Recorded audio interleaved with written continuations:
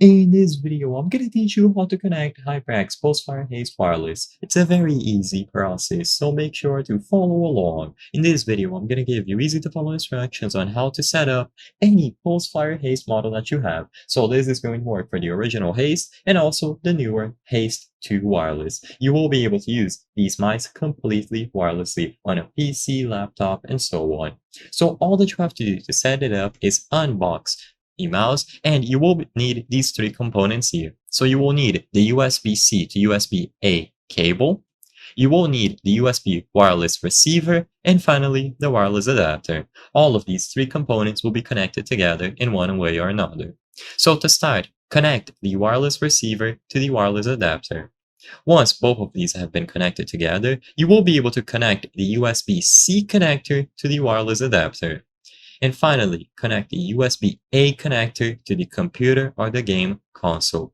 So essentially, you have to plug the wireless receiver into the adapter, and then the adapter with the receiver is going to be plugged into your computer with the provided USB-C to USB-A cable.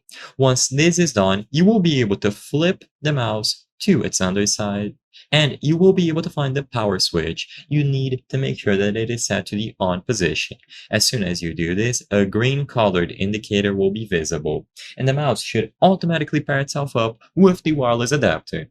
As long as you have the USB-A dongle going into the wireless adapter, and the wireless adapter is properly plugged into your PC with the USB-C to USB-A connector, it is going to work right away.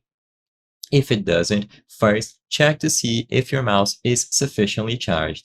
If it isn't, then all that you have to do is unplug the wireless adapter from the USB-C cable, and you will be able to plug the USB cable directly into the mouse. As soon as you use this wired connection, not only will you be able to use the mouse through a wired connection, but it is also going to be charged, so you will be able to use it on your PC.